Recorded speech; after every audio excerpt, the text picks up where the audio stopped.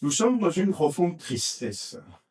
Depuis le 1er juillet dernier, 4 évêques ont été ordonnés par la Fraternité Saint-Vitus sans mandat pontifical. Vous le savez sans doute, parce que le pape, évêque de Rome, est responsable de la communion ecclésiale. C'est lui qui doit veiller aux évêques qui eux-mêmes contribuent à cette communion. Depuis le mois de février, ces ordinations épiscopales avaient été annoncées.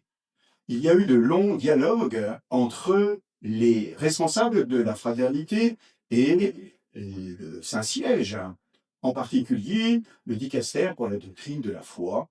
Mais ces dialogues n'ont pas abouti à une action raisonnable, c'est-à-dire conforme aux droits de l'Église.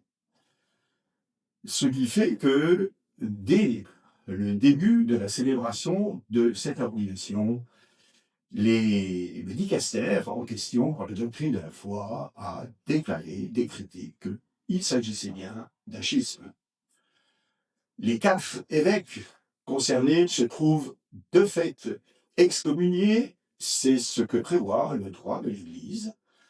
Les 2 évêques qui ont consacré ces 4 nouveaux sont eux-mêmes excommuniés, mais contrairement à 1988, où le Saint-Siège avait déjà fait signifier à Monseigneur Lefebvre, qui avait lui-même ordonné 4 évêques, les mêmes sanctions.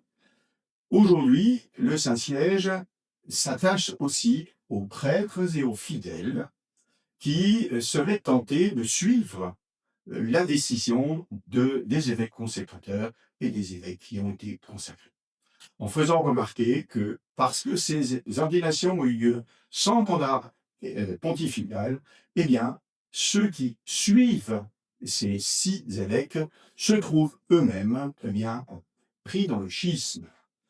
Il y a d'ailleurs un appel profond de Rome à ceux qui seraient tentés de suivre ces évêques schismatiques de revenir à la pleine communion avec le Saint-Siège. L'acte de la fraternité Saint-Vitus dépasse la simple question liturgique. Nous le savons bien, lorsque, il y a 60 ans, il y a eu le passage de la liturgie, notamment du latin au français, un certain nombre ont été un peu perturbés dans leurs habitudes, et quelques-uns pouvaient apprécier, vouloir garder la liturgie telle qu'elle était célébrée dans les siècles précédents. Mais la question n'est pas qu'une question liturgique, parce que le pape Benoît XVI avait essayé de résoudre cette problématique en évoquant 2 formes du rite latin, du rite romain. La forme ordinaire, qui est la liturgie telle qu'elle est célébrée depuis le pape Saint Paul VI, et une forme extraordinaire, qui est la manière plus ancienne de pratiquer. Il se passe que le pape Benoît XVI avait indiqué quelques conditions pour la célébration de cette forme extraordinaire. Et d'ailleurs, dans le diocèse de Verdun, il y a une fois par mois une telle célébration sous la présidence d'un prêtre de la Fraternité Saint-Pierre, une fraternité qui s'est constituée justement à partir de 1988.